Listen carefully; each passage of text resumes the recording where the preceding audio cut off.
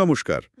আজকের আলোচনা পশ্চিমবঙ্গের ক্যালেন্ডারের একটা খুব চেনা আবার খুব বিতর্কিত দিন নিয়ে, ২১শে জুলাই। হ্যাঁ, তৃণমূল কংগ্রেস যে দিনটাকে শহীদ দিবস হিসেবে পালন করে আসছে বহু বছর ধরে। একদম। এর পেছনে তো রয়েছে ১৯৯৩ সালের একটা রক্তাক্ত ইতিহাস। আমরা আজকের এই গভীর আলোচনায় চেষ্টা করব সেই দিনের ঘটনাটা খুঁটিয়ে দেখতে। তখনকার বামফ্রন্ট সরকারের ভূমিকা, আজকের দিনে এই দিনটার রাজনৈতিক তাৎপর্য, এই সব কিছুই, তাই তো? হ্যাঁ, আচ্ছা, তাহলে শুরুতে একটু জানা যাক ১৯৯৩ সাল নাগাদ রাজনৈতিক পরিস্থিতি ঠিক কেমন ছিল আর কেনই বা এই মহাকরণ অভিযানের ডাক দেওয়া হলো। অবশ্যই। দেখুন, সেটা ছিল ৯-এর দশকের একেবারে গোড়ার দিক। দেশে তখন উদার অর্থনীতির হাওয়া বইছে। হুম, আর এখানে পশ্চিমবঙ্গে ক্ষমতায় বামফ্রন্ট সরকার। বেশ জাঁকিয়ে বসেছে তারা। হুম, আর মমতা ব্যানার্জি, তিনি তখন যুব কংগ্রেসের সভানেত্রী। বলতে গেলে রাজ্যে বামেদের বিরুদ্ধে তখন অন্যতম প্রধান বিরোধী মুখ হয়ে উঠছেন। আচ্ছা।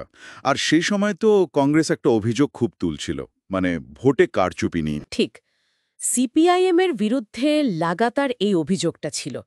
তো এই রকম একটা আবহে ভোটারদের জন্য সচিত্র পরিচয়পত্রের দাবিতে মমতা বন্দ্যোপাধ্যায় মহাকরণ অভিযানের ডাক দেন ১৯৯৩ সালের ২১শে জুলাই। ওহ, আচ্ছা। প্রথমে তো বোধহয় তারিখটা অন্য ছিল। হ্যাঁ, প্রথমে ১৪ই জুলাই হওয়ার কথা ছিল, কিন্তু তৎকালীন রাজ্যপালের প্রয়াণে দিনটা পিছিয়ে ২১শে জুলাই করা হয়। উদ্দেশ্য হিসেবে দেখানো হয়েছিল নির্বাচনী প্রক্রিয়ায় স্বচ্ছতা আনা, যদিও বাম সরকারের বিরুদ্ধে এই অভিযোগটা ছিলই। তাহলে এই সচিত্র পরিচয়পত্রের দাবিকে সামনে রেখে যে কর্মসূচি, সেদিন ঠিক কি ঘটল? একটা শান্তিপূর্ণ প্রতিবাদ থেকে হিংসা ছড়ালো কি করে? পুলিশের ভূমিকাই বা কি ছিল? আসলে সেদিন রাজ্যের বিভিন্ন জেলা থেকে প্রচুর হাজার হাজার যুব কংগ্রেস কর্মী সমর্থক কলকাতা এসেছিলেন। হ্যাঁ, জমায়েত তো বিশাল হয়েছিল শুনেছি। হ্যাঁ, কলকাতার মোট ৫টা জায়গা থেকে মিছিল মহাকরণের দিকে এগোতে শুরু করে। কিন্তু মহাকরণে পৌঁছনোর আগেই পুলিশ বিভিন্ন জায়গায় মিছিল আটকে দেয়, ব্যারিকেড তারা করে দেয়। তখনই কি পরিস্থিতি উত্তপ্ত হয়। হ্যাঁ, দ্রুত পরিস্থিতি গরম হয়ে ওঠে, শুরু হয়ে যায় তুমুল সংঘর্ষ। বিভিন্ন সূত্রে যা জানা যায়, পাথর ছোড়া, ভাঙচুর, এমনকি আগুন লাগানোর ঘটনাও ঘটে। হুম, পুলিশ কি করল? পুলিশ প্রথমে লাঠিচার্জ করে, তারপর কাঁদানে গ্যাসের শেল ছোড়ে। মমতা বন্দ্যোপাধ্যায় নিজেও সেদিন আহত হয়েছিলেন। কিন্তু পরিস্থিতি আরও জটিল হয়ে যায় যখন পুলিশ গুলি চালায়। ওহ, হ্যাঁ, পুলিশের গুলিতে সেদিন ১৩ জন যুব কংগ্রেস কর্মীর মৃত্যু হয়। ১৩ জন। তৎকালীন মুখ্যমন্ত্রী জ্যোতি বসু কি বলেছিলেন? জ্যোতি বসু পরে বলেছিলেন যে বিক্ষোভকারীরা নাকি মহাকরণ দখল করতে আসছিল। তবে এই ভাষ্য নিয়েও কিন্তু অনেক বিতর্ক আছে। অনেক প্রত্যক্ষদর্শী আবার পুলিশের চরম বাড়াবাড়ি আর গুলি চালানোর ভয়াবহতার কথাই বলেছেন। আচ্ছা, এই ঘটনা আর তারপর থেকে যে শহীদ দিবস পালন, হুম, এটা নিয়ে তো অনেক বিতর্ক শোনা যায়। সেইগুলো ঠিক কি রকম? হ্যাঁ, বিতর্ক তো অনেকগুলোই। প্রথমত, এই অভিযানের আসল উদ্দেশ্যটা কি ছিল সেটা নিয়েই প্রশ্ন ওঠে। সচিত্র পরিচয়পত্রের দাবি তো আসলে নির্বাচন কমিশনের ব্যাপার, রাজ্য সরকারের নয়। ঠিক।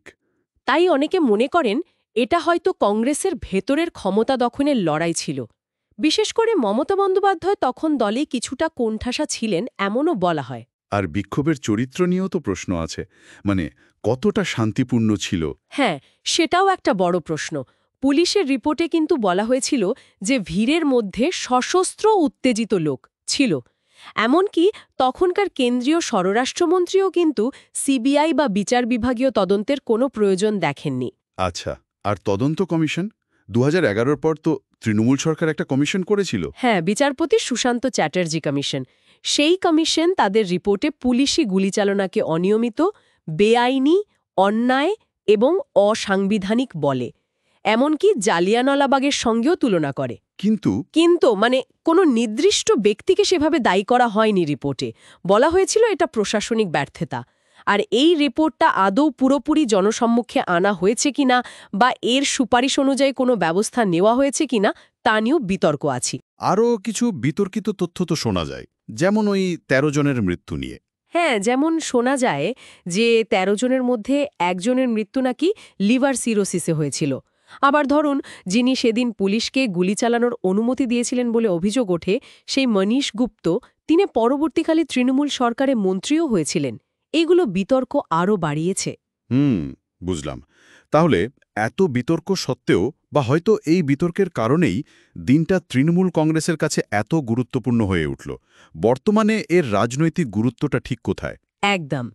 ১৯৯৮ সালে তৃণমূল কংগ্রেস তৈরি হওয়ার পর থেকে প্রতি বছর ২১শে জুলাই দিনটাকে ওরা খুব বড় করে শহীদ দিবস হিসেবে পালন করে। এটা এখন ওদের দলের ক্যালেন্ডারের সবচেয়ে বড় রাজনৈতিক সমাবেশ বলতে পারেন। কলকাতার ধর্মতলায় তো বিশাল জমায়েত হয়। লক্ষ লক্ষ কর্মী সমর্থক আসেন। এই মঞ্চ থেকেই সাধারণত মমতা বন্দ্যোপাধ্যায় দলের আগামী দিনের রাজনৈতিক রণকৌশল ঘোষণা করেন। এটা একাধারে যেমন দলের সাংগঠনিক শক্তি দেখানোর মঞ্চ, তেমনি কর্মীদের উজ্জীবিত করারও একটা উপায়। এর ফলে তো কলকাতায় সাধারণ মানুষের বেশ অসুবিধে হয়, যানজট, স্কুল ছুটি। হ্যাঁ, সেটা হয়। কলকাতায় ব্যাপক যানজট হয়, অনেক স্কুল ছুটি দিয়ে দেয় বা অনলাইনে ক্লাস নেয়। তবে মনে রাখতে হবে, এটা কিন্তু পশ্চিমবঙ্গ সরকারের কোনো সরকারি ছুটির দিন নয়। পরিস্থিতি অনুযায়ী বিশেষ ব্যবস্থা নেওয়া হয় আর কি। তাহলে সব মিলিয়ে দেখা যাচ্ছে ১৯৯৩ সালের একটা অত্যন্ত রক্তাক্ত এবং বিতর্কিত ঘটনাকে কেন্দ্র করে গড়ে ওঠা এই শহীদ দিবস পশ্চিমবঙ্গের রাজনীতিতে একটা খুবই গুরুত্বপূর্ণ আর একই সঙ্গে জটিল অধ্যায় হয়ে দাঁড়িয়েছে।